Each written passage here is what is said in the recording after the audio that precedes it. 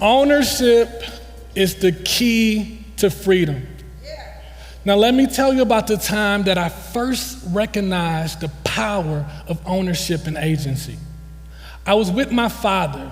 My father is the owner of multiple body shops and investment properties. Ever since the age of 9, I would work with my dad at the body shops.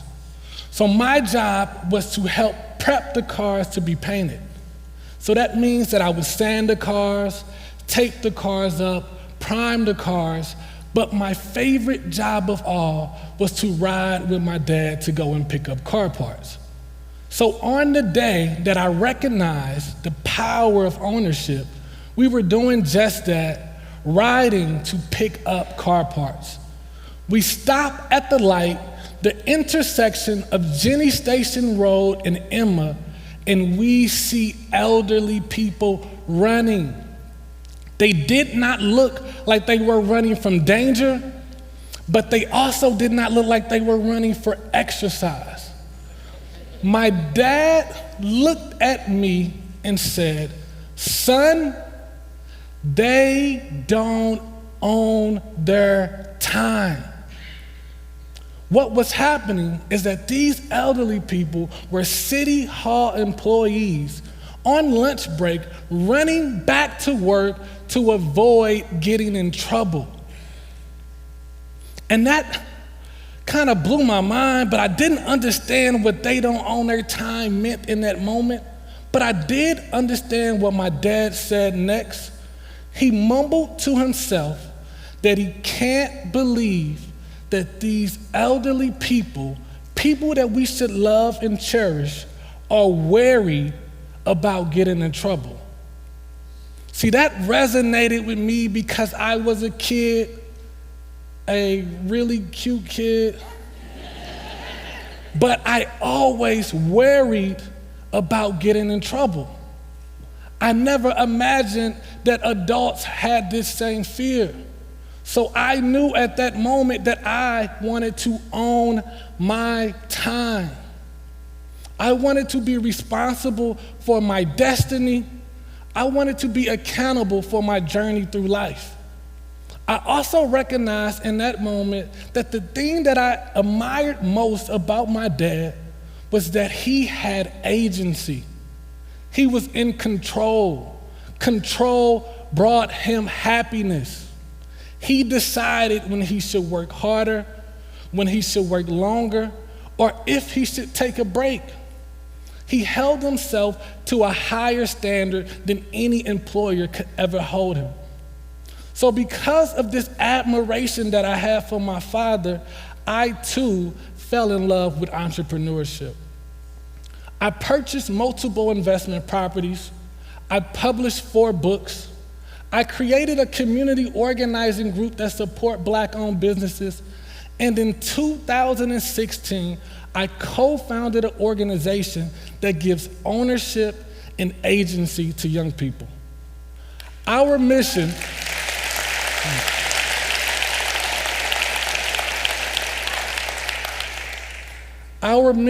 is to tackle the vacant home epidemic that is plaguing North St. Louis City.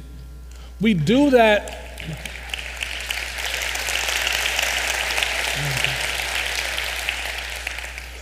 that by hiring young people ages 16 to 24 and pairing them with minority contractors to complete rehabs. The youth are making between $15 and $20 an hour as they are working with us. But not only that, they are also receiving equity from each of these homes. So that means that every time we sell a house, portions of that sale go directly to our young people.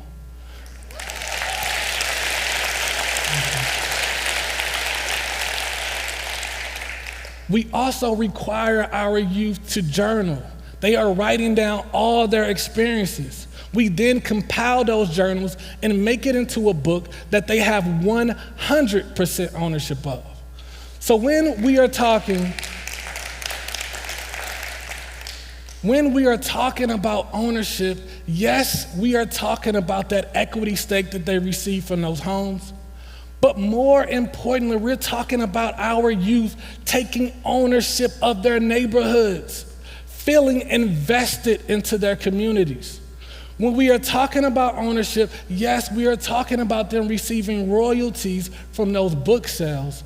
But more importantly, we are talking about them taking ownership of their narrative, taking ownership of their story.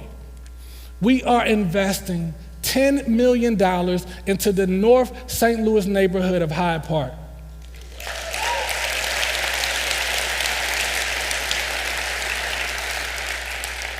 This is a 50-property development.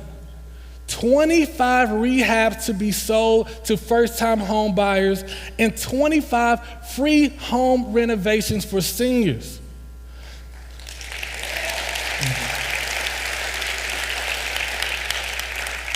For each house that we rehab and sell, we then go out and identify a current resident and build up equity in their home. We want them to feel a part of the development and not that a development is happening to them. We are also very intentional that all $10 million of those dollars are going through the hands of minority contractors. This is allowing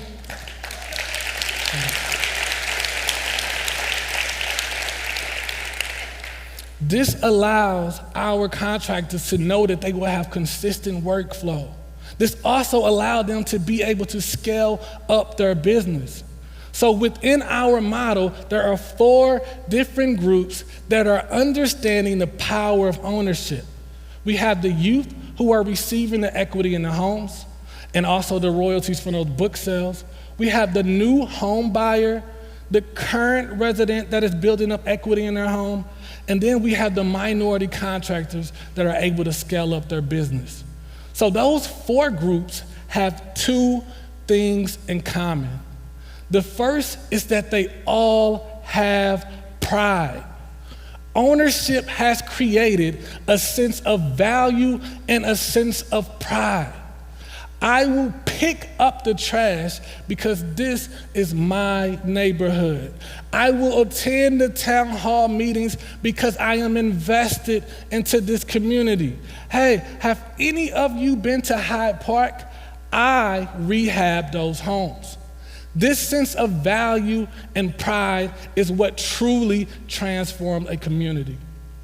The second thing that they all have in common is freedom.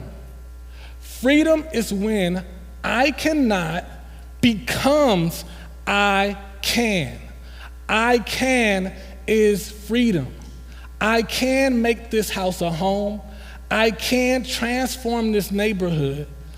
I can own my story. I can own my time. I can is freedom.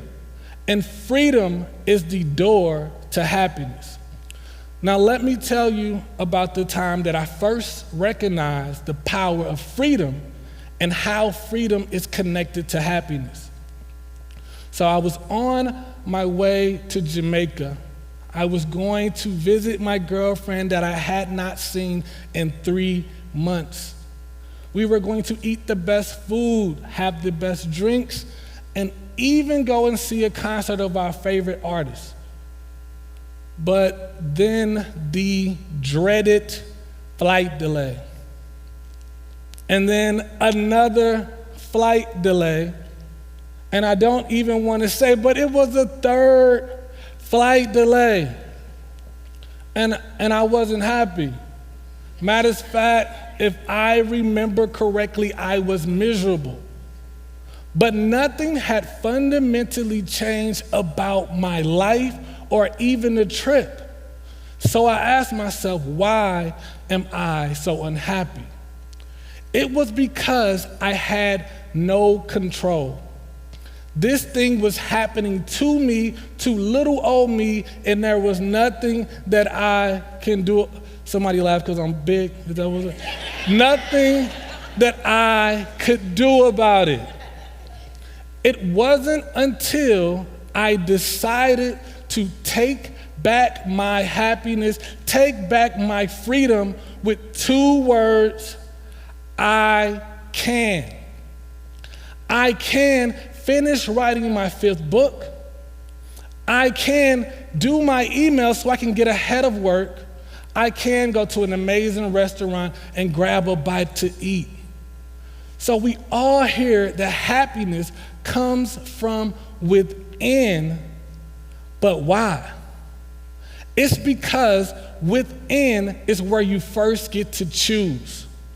Within is where you first get to say, I can.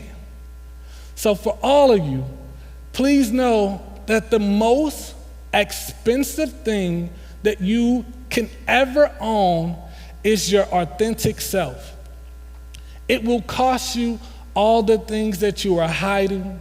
It will cost you all the things that you pretend to be. But ownership of your authentic self frees you to be who you truly are.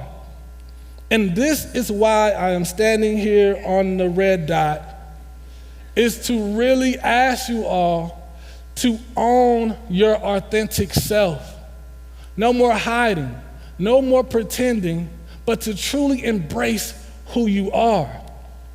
Next, please understand that the things that you own become a part of who you are. So be very intentional about where you invest your money and where you invest your time. And lastly, please lean into the things that you can control. Find the I can in every moment. I love you, Mom. I love you, Dad.